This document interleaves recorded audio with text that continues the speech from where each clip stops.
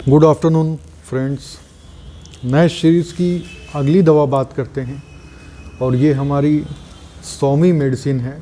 Doctor A B. Nash के book से 100 medicine पूरी हो जाएंगी, उसके बाद नियरली 100 या 120 मेडिसिन और बची हैं। तो अगली दवा देखते हैं कॉस्टिकम। तो कॉस्टिकम एक पॉलीक्रेस्ट रेमेडी है और क्लिनिक में रेगुलर पर डे हम 8-10 मरीज को कॉस्टिकम देते ही देते हैं। तो सबसे पहले लंबी मेडिसिन है, तो अगर ऐसे मुझे बोलना रहता तो मैं अपनी बात रखता, लेकिन मुझे डॉक्टर नैश के व्यूज़ रखने हैं, इसलिए मुझे नोट्स बनाने पड़ते हैं ताकि सिर्फ उन्हीं के व्यूज़ आएँ, मेरे अपने पर्सनल व्यूज़ इसमें ना आएँ। तो चलिए शुरू करते हैं। सबसे पहले मैं जो कैरेक्टरिस्टिक सिम्टम है जो डॉक्टर नैश शुरू में देते हैं वो पढ़ता हूँ कि देखिए इसमें क्या है ना, कॉस्टिकम में बहुत ज़्यादा वीकनेस होती है और फेंटिंग, गॉननेस फीलिंग, पेट एकदम जैसे लगता है कि शरीर खाली हो गया है, एकदम से मरीज कमज़ोर हो गया है, फेंटिंग फीलिंग होती है। लोकल पैरालिसिस होता है जैसे वोकल कार्ड, टंग और डेग्लूटेशन मसल, खाने पीने में दिक्कत होती है, eyelids, face, bladder, extremities. Neuroglia के लिए खास तौर से प्रोसोपैल्जिया या ट्राइजेमिनल न्यूरोलजिया जिसको कहते हैं, आपकी कॉस्टिकम बहुत अच्छी दवा है जिसमें ड्राइंग पेन होता है, पेन पैरोक्सिज्म में होता है, इस तरह की कंडीशन होती है, सोरिक ओरिजिन की वजह से होता है और क्रैम्पिंग ड्राइंग पेन होता है जो दर्द का नेचर है। सोरनेस, रॉनेस और बर्निंग ये आपके पूरे कॉस्टिकम में चलता है। एक तरह से ये उसका कैरेक्टरिस्टिक टाइप ऑफ पेन है कॉस्टिकम का। कॉन्ट्रैक्शन ऑफ लिगामेंट्स होते हैं जिसको कहते हैं आर्थराइटिक डिफॉर्म्स। ये फ्लेक्सार्स मसल्स कॉन्ट्रैक्ट हो जाएंगे, एक जगह आके ऐसे स्टिफ हो जाएंगे, वो खुलते नहीं हैं। एक और दवा है इसमें, वो है गुएकम। खांसी रहती है, ड्राई कफ, और खांसते समय मरीज के हिप जॉइंट में पेन होता है, pain in hip while coughing, और उसके साथ अगर इनवॉलंटरी यूरिनेशन है तब तो आपकी मेडिसिन कॉस्टिकम पक्की है। सोरनेस और रॉनेस रहती है एयर पैसेज में, और इतना ज़्यादा खांसी आती है लेकिन फिर भी वो इतना गहराई से नहीं खांस पाता कि अंदर से वो म्यूकस निकाल सके। पानी पीने से उसको आराम मिलता है खांसी को। रात को सोते समय खांसी ज़्यादा आती है, और सांस जब छोड़ता है जैसे एकोनाइट में होता है तो उस समय भी खांसी इसकी बढ़ जाती है। ठंडे पानी से आराम मिलता है। हेमराइड्स, जैसा मैंने कहा, सोरनेस, रॉनेस, बर्निंग पूरी दवा में चलती है, तो हेमराइड्स में भी सोरनेस है, रॉ फीलिंग है। चलते फिरते समय इसकी बवासीर बढ़ जाती है। कॉन्स्टिपेशन होता है, बार बार पेशाब मोशन जाने का इच्छा होती है लेकिन होता नहीं है, बहुत थोड़ा सा होता है। और मरीज कॉस्टिकम का मरीज कॉन्स्टिपेशन में बैठने के बजाय जब खड़ा होकर पास करता है तो ज़्यादा बेटर तरीके से मोशन पास होता है। इसका कोई पैथोलॉजिकल कनेक्शन नहीं है, लेकिन ये सिम्टम है। जब मिल जाता है तो मरीज को काम करता है। कोई भी जांच करा लीजिए ऐसा क्यों होता है, वो चीज़ें नहीं आ पाएंगी। लेकिन मरीज या छोटा बच्चा आप देखेंगे कि कमोड में बैठ के नहीं करेगा, खड़ा होकर करता है तो आराम से कर लेता है, बैठता है तो मोशन नहीं होता है। मोडालिटीज़ की बात करें तो ड्राई वेदर में एग्रेवेशन होता है, चलने फिरने से बवासीर का दर्द बढ़ जाता है और आराम मिलता है। ये थोड़ा कॉन्ट्राडिक्टरी है वेट वेदर में या ठंडा पानी पीने से। ठंडा पानी पीने से खांसी में आपके ज़्यादा बेटर होता है। तो अब कॉस्टिकम को डिटेल में देखते हैं कि डॉक्टर नैश ने अपने व्यूज़ क्या रखे हैं कॉस्टिकम के बारे में। तो कॉस्टिकम जो मेडिसिन है ये डॉक्टर हेनेमन द्वारा प्रूव की गई थी और ये एंटीसोरिक है। मेनली ये पोटास प्रिपरेशन होता है और पोटास की वजह से इसमें ग्रेट जो वीकनेस की बात कही गई थी, वीकनेस होती है, फेंटिंग होती है, फेंट लाइक वीकनेस होता है, सिंकिंग सेंसेशन रहता है, ट्रेम्बलिंग होता है, और यहाँ तक कि जो आईलिड्स हैं वो ड्रूप कर जाती हैं। कॉस्टिकम आपकी जलसीमियम से काफ़ी मैच करती है, कुछ सिम्टम इसके जलसीमियम से काफ़ी सिमिलर हैं, जैसे ड्रूपिंग ऑफ लिड्स और weakness, fainting. Drooping of lid में 3 दवाएं हैं, सीपिया, कॉस्टिकम और जलसीमियम। जो कॉस्टिकम का वीकनेस रहता है ये एक बार शुरू होता है, फिर ये प्रोग्रेस होता चला जाता है। कब तक? जब तक कि एक्चुअल पैरालिसिस के सिम्टम दिखाई नहीं देने लगते हैं। और जो पैरालिसिस का कॉस्टिकम का जो पैरालिसिस है ये कॉस्टिकम का कॉमन सिम्टम है और ज़्यादातर right side of the body को ये अफेक्ट करता है। अगर लेफ़्ट साइड की बात करें तो फिर लैक्सिस है। लेकिन कॉस्टिकम में ऐसा नहीं है कि केवल हेमीप्लेजिया, पैराप्लेजिया, ये लोकल पोर्शन पे भी अपना पैरालिटिक अटैक का इफेक्ट दिखाता है, जैसे कि वोकल ऑर्गन में, मसल्स ऑफ डेग्लूटेशन में, जीभ में, आईलिड्स में, चेहरे पे, ब्लैडर में, एक्सट्रीमिटीज़ में। नीचे का भी पोर्शन पैरालाइज हो सकता है, ऊपर का भी, लेकिन मोस्टली राइट साइड।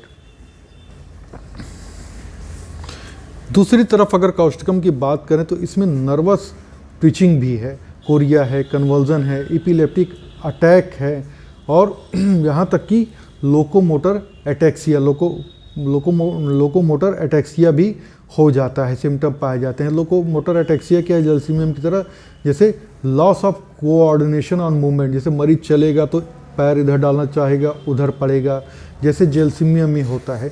तो इसके लोकोमोटर सिस्टम में कोऑर्डिनेशन की कमी हो जाती है। माइंड की बात करें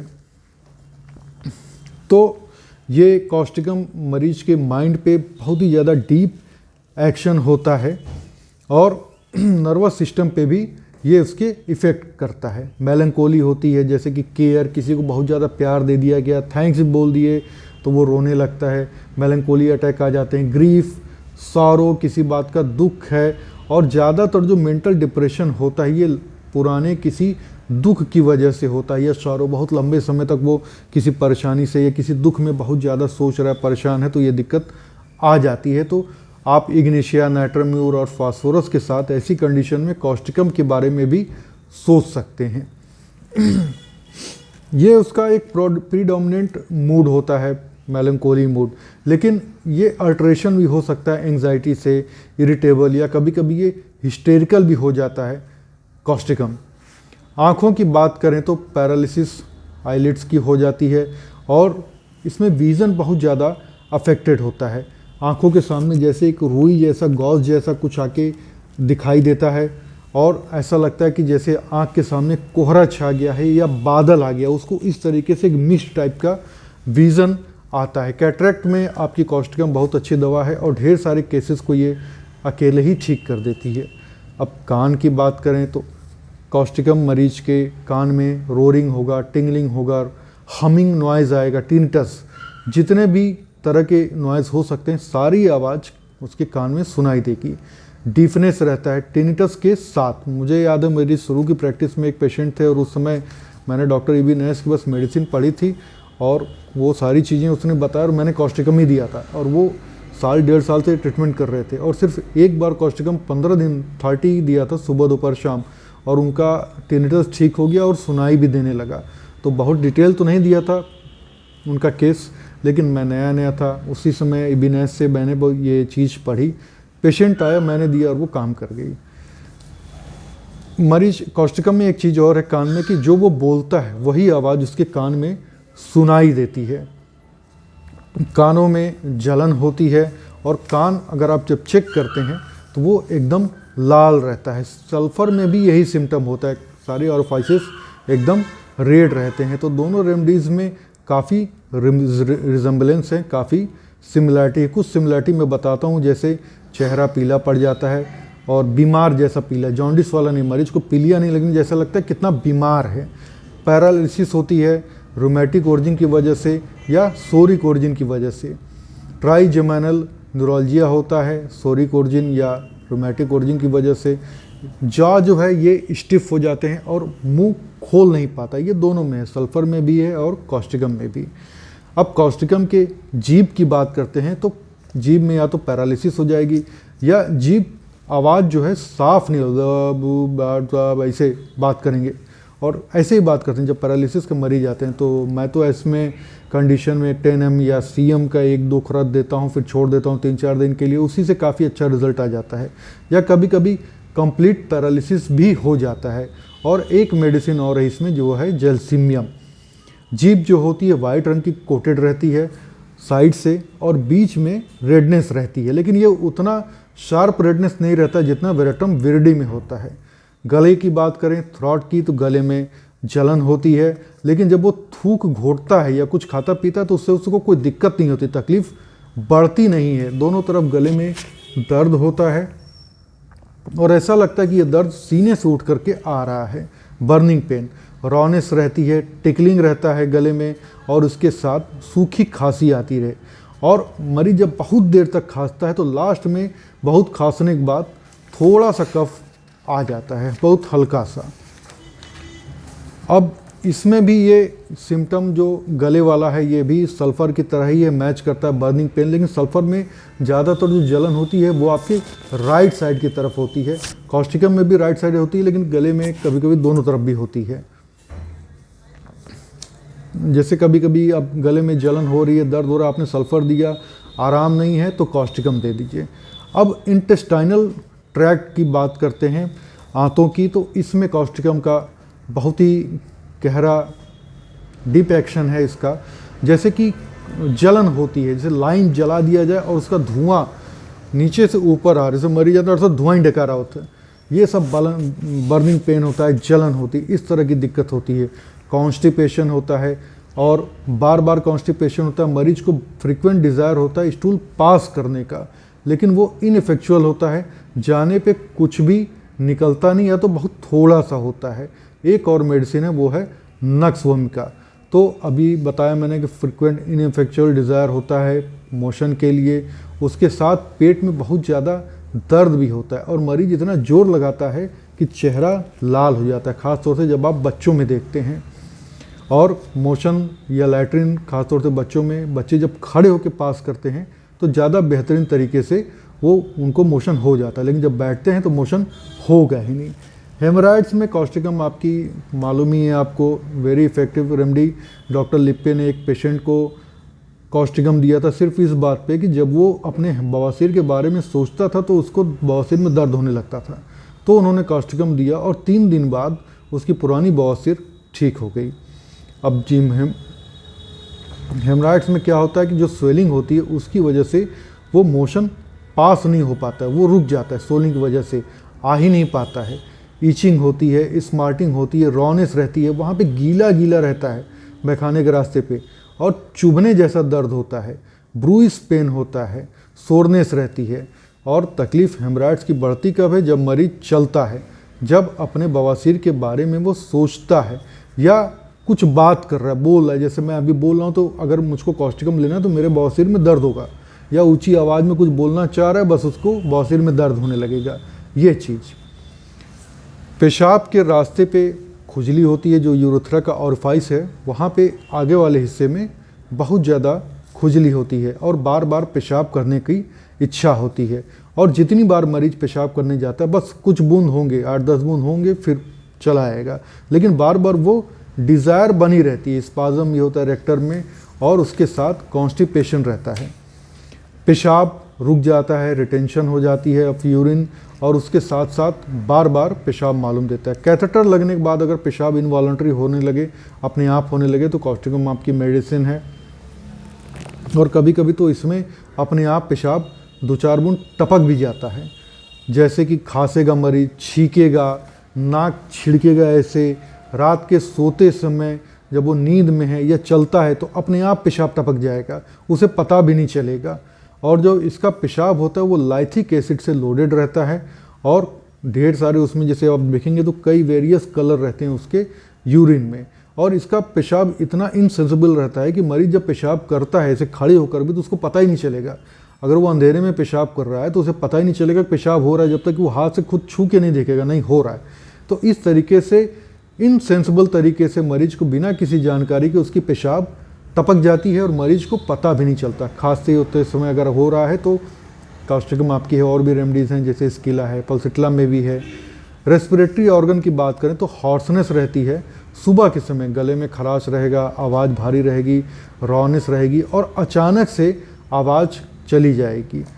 लैरिंजियल मसल जो होते हैं ये काम करना बंद कर, कुछ घोटना चाहेगा, लगेगा यार मैं तो घोट ही नहीं पा रहा हूँ, और मतलब जैसे जो तेज़ी से बोलना है, लाउड वर्ड्स, वो मरीज बोल ही नहीं पाता है उस हॉर्सनेस की वजह से। अब मान लीजिए क्रॉनिक हॉर्सनेस से कोई मरीज आया 2-3 साल से 4 साल से कि पहले डॉक्टर साहब लैरिंजाइटिस हुआ था, गले में खराश हुआ था, इन्फेक्शन हुआ था, तब से मेरी आवाज़ ही नहीं खुल रही है, तब आप कॉस्टिकम दीजिए, मरीज की आवाज़ खुल जाएगी। हॉर्सनेस रहता है, आवाज़ में भारीपन रहता है, जैसे ड्रोसेरस में होता है।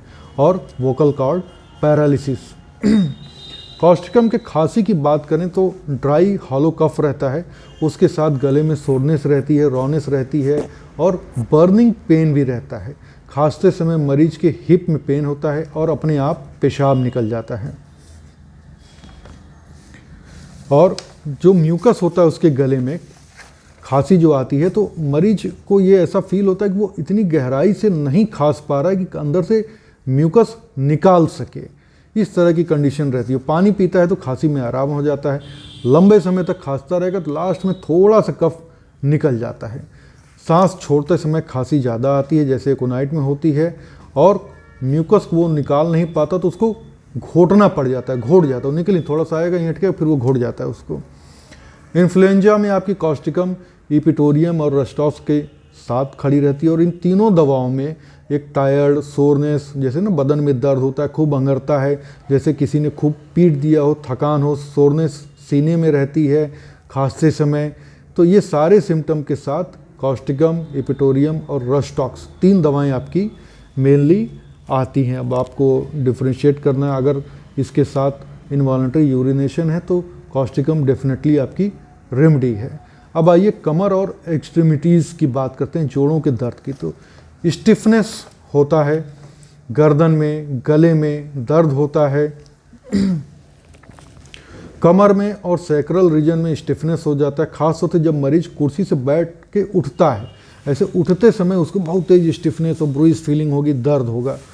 पैरालिसिस होता है, चाहे तो दोनों पैर का या फिर अपर एक्सट्रीमिटीज़ का या लोअर एक्सट्रीमिटीज़ का, और इसका जो दर्द होता है वो डल होता है, खिंचाव जैसा पेन होता है, हाथ में, दोनों हैंड में और आर्म में दर्द होता है। कुछ लोग आते हैं डॉक्टर साहब हाथ में दर्द हो रहा है, तो कुछ दवा नहीं, इसमें 2 मेडिसिन काफ़ी मार्क्ड हैं, एक जेल्सिमियम और एक कॉस्टिकम। ऑलमोस्ट सारे केस इन्हीं दोनों में से कोई एक सिम्टम बेस पे देने पे ठीक हो जाते हैं।